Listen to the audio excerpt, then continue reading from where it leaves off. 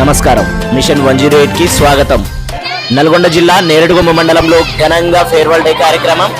CS foundation ఆధ్వర్యంలో 10వ తరగతి విద్యార్థులకు ఆల్ ది బెస్ట్ కార్యక్రమం.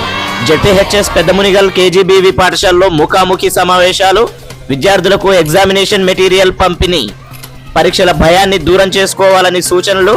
మోడల్ స్కూల్లో ఫేర్వెల్ డే ముఖ్య అతిథిగా సిఎస్ ఫౌండేషన్ చైర్మన్ హాజరు.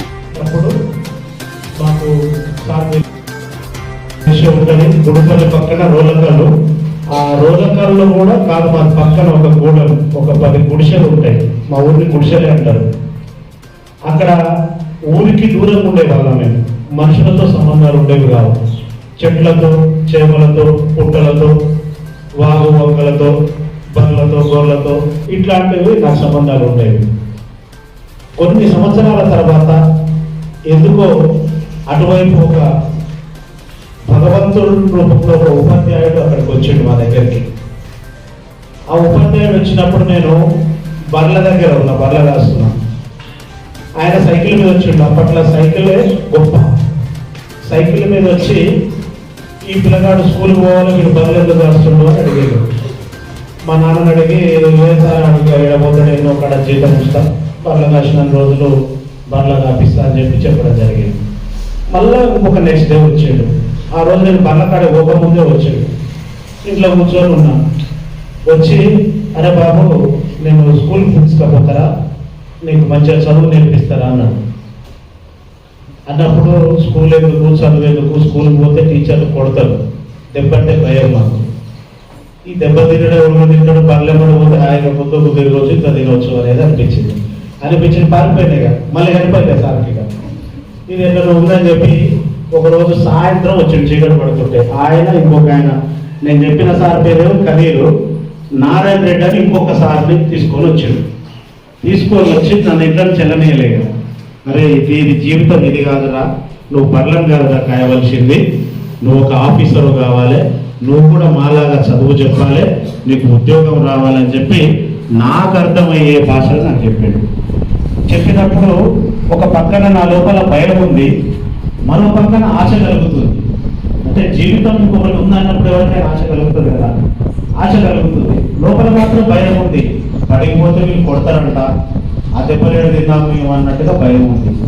వాటన్నిటినీ కూడా సార్ దగ్గర కూర్చోబెట్టుకొని నాకు ఒకటే చెప్పిండు, అరే మీరు ఉండేది ఇప్పుడు పూరి గుడిసెలే కదా, అలికేది నేల, బండలు ఉండేవి కావు మా ఇంట్లో కూడా.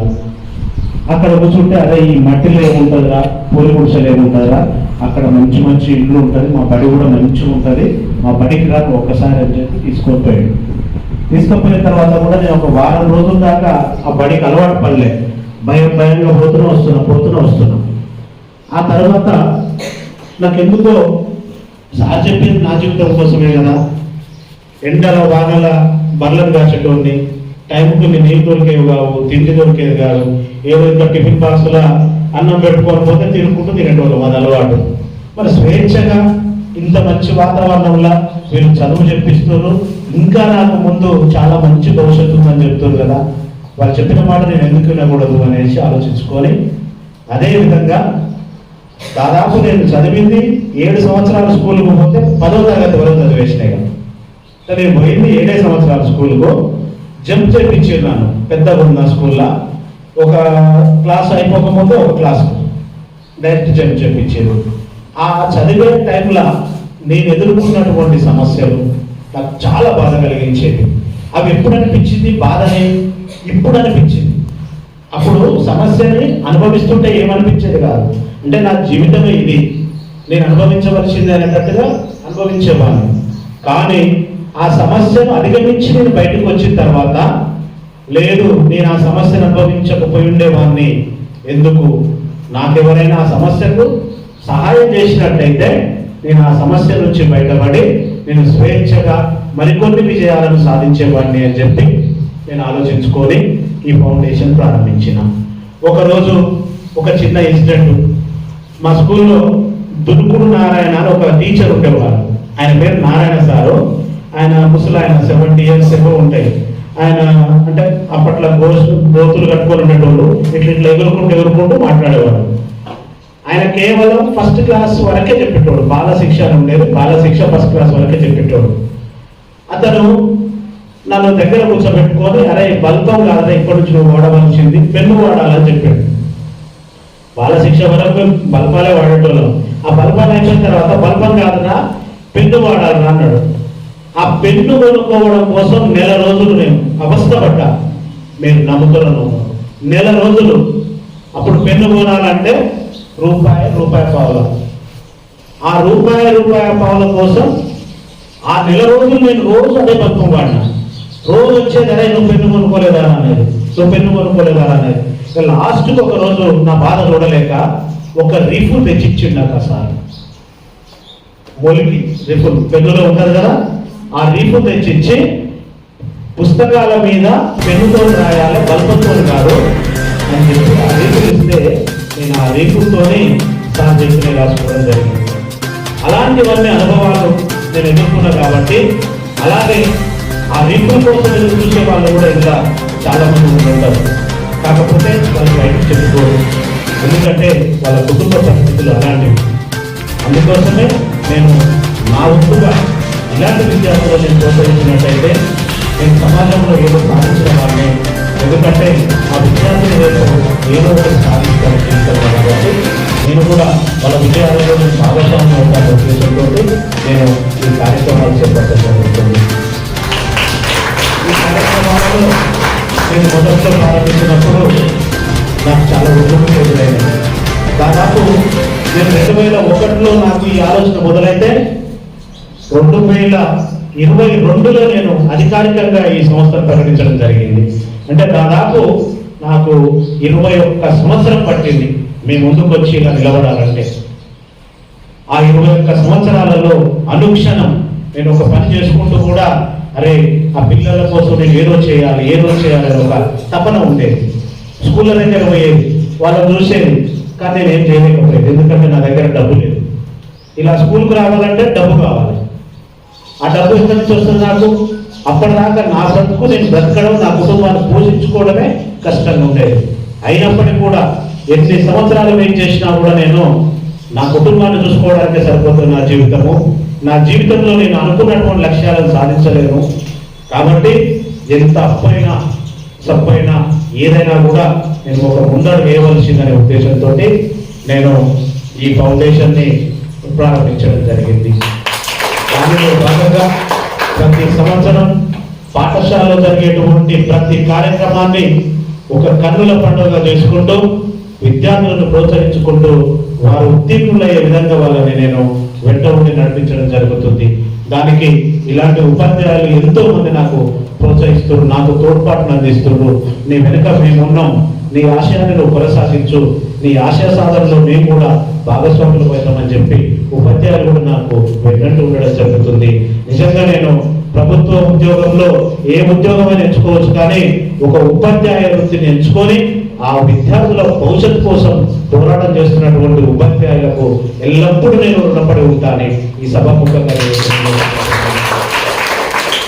విషయాన్ని చెప్తే, ప్రతి సంవత్సరం లాగే ఈ సంవత్సరం కూడా మీరు దాదాపు 10 సంవత్సరాల నుంచి కష్టపడ్డటువంటి చదువు 10th క్లాస్ విద్యార్థులు, ఈ 10వ తరగతి అనేది మీ భవిష్యత్తును క్లాసులలో అటెండ్ అయితేనే నెక్స్ట్ డే ఎగ్జామ్ రాయనిస్తారు.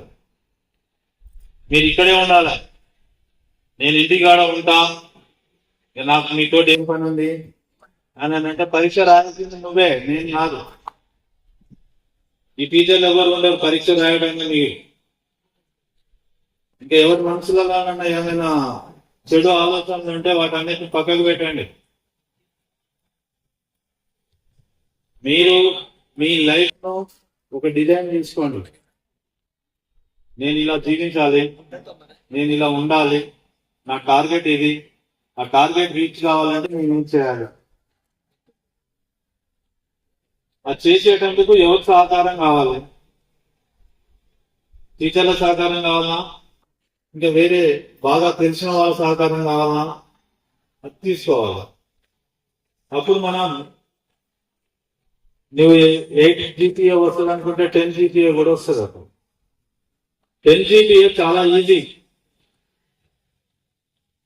ఈజీ అంటే ఐస్ క్రీమ్ కొనుక్కొని తిన్నంత ఈజీ కాదు.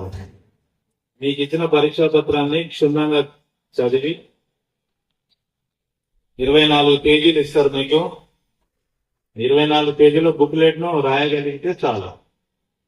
ఎన్ని రాయమన్నారో అన్ని ప్రశ్నలు రాయండి. సోది అంతా రాసి చికాకు పెట్టొద్దు వాళ్ళకి. మంచి ఆన్సర్ రాస్తే ఖచ్చితంగా మంచి మార్కులు పడతాయి.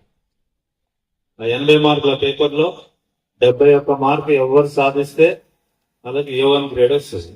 ఇంకా వీటన్నిటి గురించి మా ఉపాధ్యాయులు చెప్పుకుంటారు.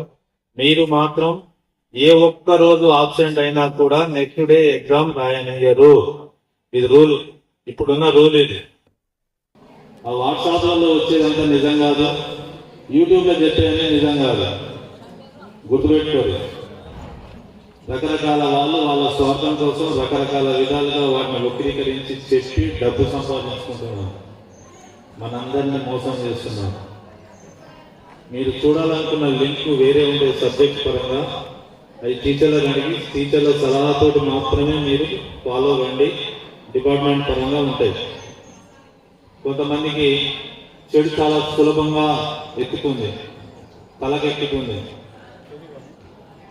ఇక కాస్త ఈ ఎగ్జామినేషన్ పీరియడ్ లో మీరందరూ కూడా తోటి వారిని ఇంతకుముందు ఏం గౌరవించడం లేదో కానీ ఇప్పుడు మాత్రం చాలా జాగ్రత్తగా గౌరవించడం నేర్చుకోండి. ఇంట్లో అమ్మా నాన్నని గౌరవించండి, స్కూల్లో మా ఉపాధ్యాయులందరినీ గౌరవించండి. టీచర్లను గౌరవించకపోతే మీకు కష్టమవుతుంది. ఎంత కష్టమవుతుందో మీకు ఇప్పుడు తెలియదు, 10 ఏళ్ళ తర్వాత తెలుస్తుంది. అయ్యో అయ్యా సార్ మొత్తున్నా కూడా నేను వినలేదు. ఇప్పుడు చెప్తుంటారు, ఆ రోజులలో నేను దెబ్బలు కొట్టినాను, ఇలా మిమ్మల్ని దెబ్బలు కొట్టేటందుకు ఎవరి దగ్గర శక్తి లేదు, కండలేదు, మనుషులు బలంగా లేదు.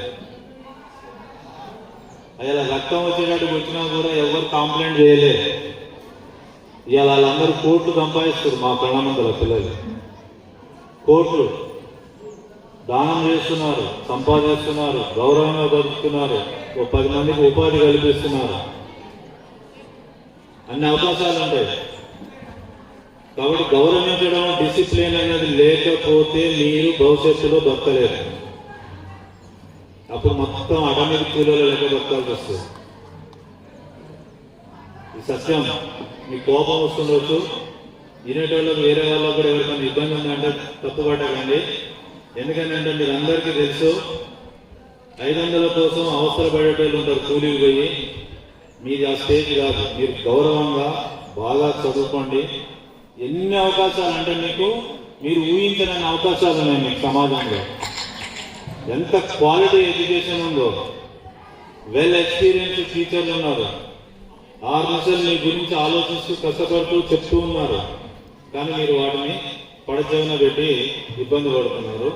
సరే, నిన్నటి వరకు అందుకే చెప్పాను, నిన్నటి వరకు మర్చిపోండి. ఈ 15 డేస్ నుంచి ఏప్రిల్ 16 వరకు మా ఉపాధ్యాయులు చెప్పినటువంటి సూచనలు పాటించి జాగ్రత్తగా ఉంటే మీకు విజయం మీదే. ఫెయిల్ అయ్యేటోళ్ళు ఎవరు ఉండరు. పాస్ అయితే ఏం లాభం? ఇంత పెద్ద ఇన్స్టిట్యూషన్లో ఇంతమంది మేధావుల దగ్గర మీరు చదువుకొని మామూలుగా సి గ్రేడ్, డి గ్రేడ్ వస్తే ఏం లాభం లేదు. సి గ్రేడ్, డి గ్రేడ్ ఎవరికి వస్తుంది? బడి కోణంలో కూడా వస్తుంది. మీరు A1 గ్రేడ్ వస్తేనే లెక్క. A1 గ్రేడ్ రావాలి అని అంటే నీకు నువ్వే సెల్ఫ్గా ప్లాన్ చేసుకొని కష్టపడాలి.